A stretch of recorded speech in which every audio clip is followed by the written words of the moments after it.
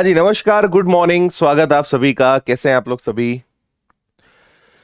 चलिए जी, आज से नया टॉपिक हम लोग स्टार्ट करेंगे जिसका नाम है चेन रूल यानी मिश्र अनुपात। तो इसको हम सीखेंगे, सारी बेसिक चीजें। आपको सबसे पहले एक बात मैं बता देता हूं इसमें चेन रूल में। देखिए, चेन रूल कई लोगों के लिए चैप्टर का नाम नया होगा, कई लोगों ने पहली बार सुना होगा। एक्चुअली होता क्या है, हमारा एक चैप्टर होता है टाइम एंड वर्क। ठीक है, एक चैप्टर है हमारा टाइम एंड वर्क, जिसको हम बोलते हैं समय व कार्य। ठीक है, तो बाकी सब जगह क्या होता है कि चेन रूल को इसी के अंदर पढ़ाया जाता है, जबकि मैं क्या करता हूं, चेन रूल को अलग से एक चैप्टर के तरीके से पढ़ाता हूं, है ना। तो बहुत बड़ा चैप्टर नहीं है, हम लगभग 40-50 क्वेश्चंस इसमें करेंगे, है ना। और क्या मतलब होता है मिश्र अनुपात का, चेन रूल का, ये आपको अभी समझ में आएगा। लेकिन इसको अगर एक चैप्टर की तरह अलग से पढ़ ले तो अपने फंडे काफी क्लियर हो जाते हैं। और फिर इसी का एक पार्ट होता है pipe and cistern. Pipe and cistern, जिसको हम बोलते हैं नल व टंकी। ठीक है, तो बाकी सब जगह क्या होता है, किताबों में भी आपको बस दो ही चैप्टर दिखेंगे, समय कार्य दिखेगा, नल टंकी दिखेगा, मिश्र अनुपात दिखेगा नहीं। तो आप जब क्वेश्चंस करोगे तो समझ में आएगा कि हाँ, ये एक अलग चैप्टर की तरह ही पढ़ाया जाना चाहिए। तो मैं हमेशा इसको एक अलग चैप्टर की तरह पढ़ाता हूं।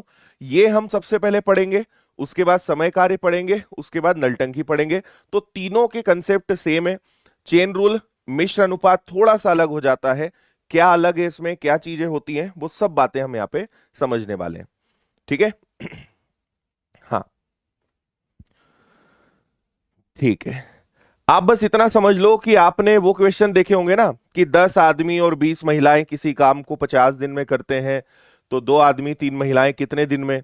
तो ये आदमी महिला बच्चे वाले इस प्रकार के जो प्रश्न होते हैं वो इस चैप्टर में आते हैं। बाकी इसमें और भी कई सारे टाइप्स हैं जो धीरे धीरे आप सीखेंगे।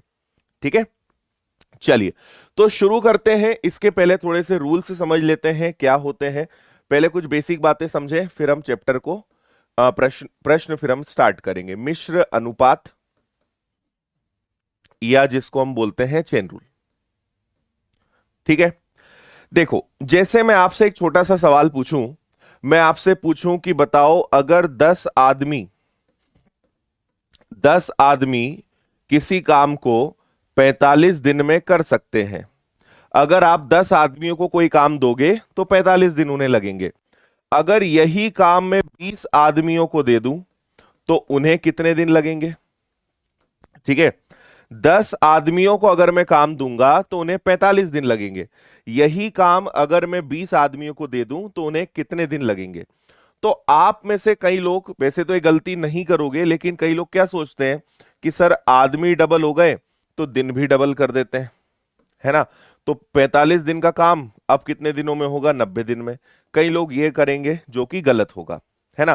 क्योंकि देखिए, काम वही है, अगर करने वाले लोग दुगने हो जाएंगे, अगर लोग दुगने हो जाएंगे तो काम आपका आधे दिनों में हो जाएगा।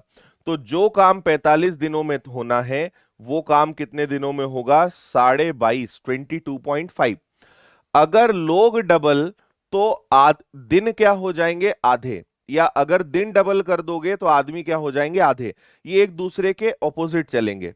तो यहां पे काम करने वाले लोग कितने दिन काम करेंगे, कितने घंटे काम करेंगे, क्या काम करेंगे, किस क्षमता से काम करेंगे, ये सारी चीजें यहां पे आएंगी। तो ये तो एक बहुत सामान्य प्रश्न था। इसका मैं आपको एक रूल बताता हूं। रूल नंबर 1 ये होता है M1 D1 M2 D2। ठीक है, ये एक रूल होता है। यहां पे M का मतलब होता है मैन, या हम बोल सकते हैं लेबर, या सीधा सीधा कहें तो कार्य करने वाले, कार्य करने वाले। और डी का मतलब क्या हो जाएगा? डी का मतलब हो जाएगा डेज, यानी उन्होंने कितने दिन कार्य किया। तो हम इसको अगर यहां रखें कि 10 आदमी से अगर हम काम कराएंगे तो उन्हें 45 दिन लगेंगे, M1 D1। यही काम अगर मैं 20 आदमियों से कराऊंगा तो उन्हें कितने दिन लगेंगे? तो 10 आदमियों से 45 दिन में, तो 20 आदमियों से कितने दिन में? 0 से 0 गया, 45/2, 22.5 ये आपके प्रश्न का आंसर है। आ रही बात समझ में?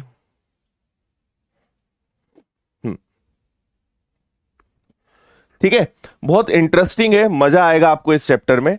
तो ये हो गई हमारी पहली कंडीशन। अब इसमें क्या होता है, कंडीशंस बढ़ती जाती हैं। सेकेंड कंडीशन की बात करें, M1 D1 H1, इधर आ जाएगा M2 D2 और H2। अब यहां H का मतलब क्या हो जाएगा, H का मतलब हो जाएगा आर्स, कितने घंटे उन्होंने काम किया, है ना।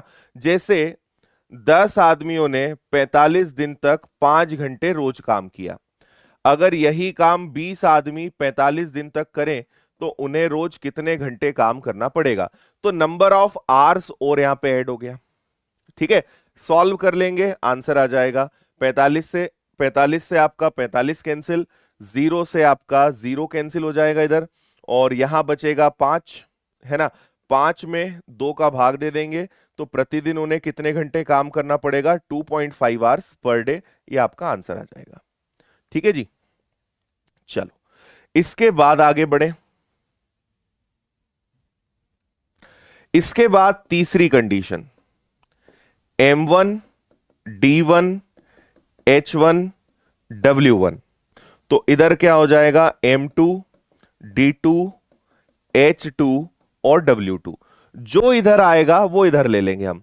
अब यहां पे W का मतलब क्या होता है, W का मतलब होता है वर्क, कि उन्होंने क्या कार्य किया, है ना। जैसे एक एग्जाम्पल ले लें, 10 लोगों ने 20 दिन में 5 घंटे रोज काम करके 400 किताबें छापी, है ना। अभी तक हमने, इसके पहले मैंने जितना भी कहा उसमें आपने ये सुना कि क्या उन्होंने कोई काम किया, क्या काम किया ये कोई नहीं बता रहा था।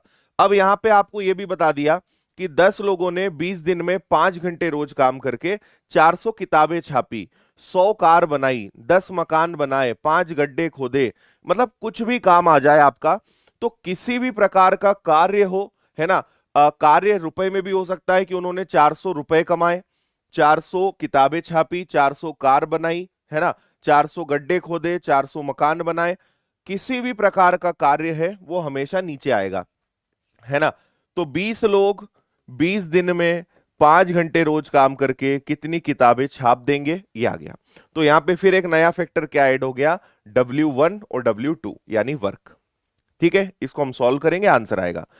इसके बाद चौथी और आखिरी कंडीशन यहां लिख देता हूं मैं, M1 D1 H1 और E1 अपॉन में W1, M2 D2 H2 E2 upon में W2।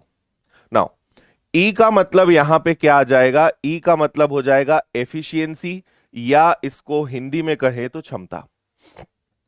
E का मतलब क्या हो जाएगा, एफिशिएंसी, या इसको हम क्या कह सकते हैं, क्षमता। ठीक है, तो आगे में जब क्वेश्चन आएगा तो आपको बताऊंगा, किसी भी प्रकार की एफिशिएंसी दी हुई है ना, कि 10 लोगों ने 20 दिन में 5 घंटे, 10 आदमी 5 की क्षमता से काम कर रहे हैं, किसी भी क्षमता से काम कर रहे हैं, वो हमेशा गुणा होगा। अब आपको ये सब रट्टा नहीं मारना है, आपको बहुत सिंपल सा फंडा याद रखना है कि कुछ भी दिया जाए, आदमी दें, काम करने वाले कितने घंटे कर रहे हैं, कितने दिन कर रहे हैं, किस क्षमता से कर रहे हैं, कुछ भी देंगे वो हमेशा ऊपर आएगा। नीचे सिर्फ एक ही चीज रखोगे, और वो रखोगे कि उन्होंने काम क्या किया, उनका वर्क क्या है, कार्य क्या है ना। कार्य धीरे धीरे आपको समझ में आ जाएगा, लेकिन इसके अलावा हम नीचे वर्क के अलावा कभी कुछ नहीं रखेंगे। बाकी हर चीज, काम करने वाले हों, उनके संबंधित जो भी समय दिया हो, है ना, क्षमता, हर चीज ऊपर आएगी, केवल एक ही चीज नीचे रखेंगे और वो है उनका कार्य। ठीक है, अब कुछ क्वेश्चंस करते हैं ताकि हम इसको समझें कैसे यहां पे चीजें वर्क करती है। इसको आप जरा पढ़िए। ठीक है, 4-6 क्वेश्चंस के बाद आपको इसके बारे में और क्लैरिटी आ जाएगी।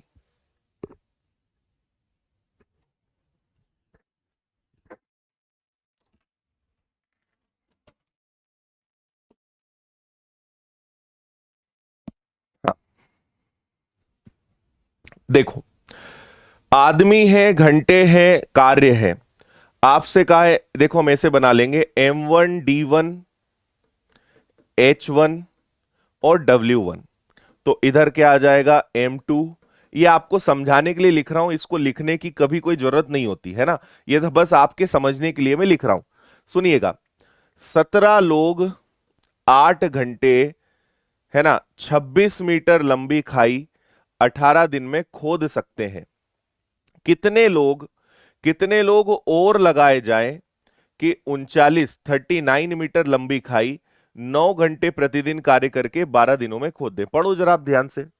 17 लोग 8 घंटे रोज 18 दिनों में 26 मीटर लंबी खाई खोद सकते हैं। तो 39 मीटर लंबी खाई खोदना है, 9 घंटे रोज काम करना है, 12 दिन तक काम करना है। तो कितने आदमी और लगाए जाएं? आपने आप एक शब्द पे ध्यान दिया, कितने व्यक्ति और लगाए जाएं, है ना, हाउ मेनी मोर पीपल। चलो पहले तो सॉल्व करते हैं। तो काटा पीटी करेंगे हम जरा यहां पर। तो 9 से ये हो जाएगा 2 बार कैंसिल, ठीक है, और 13 से 2 बार, 13 से 3 बार, 2 से ये 2 गया, 3 से ये 4 बार गया, 4 से ये 2 बार गया, तो 17 का दुगना 34। अब देखो 34 आंसर नहीं है। 34 का यहां मतलब क्या है कि हमें 34 लोग लगाने पड़ेंगे, है ना, 34 लोग लगाने पड़ेंगे, जबकि 17 लोग पहले से काम कर रहे हैं। 34 लोग लगाने पड़ेंगे, 17 लोग पहले से काम कर रहे हैं। तो कितने लोग एक्स्ट्रा लगाने पड़ेंगे? 17 लोग हमें एक्स्ट्रा लगाने पड़ेंगे। बी आपके प्रश्न का आंसर है। B is the right answer.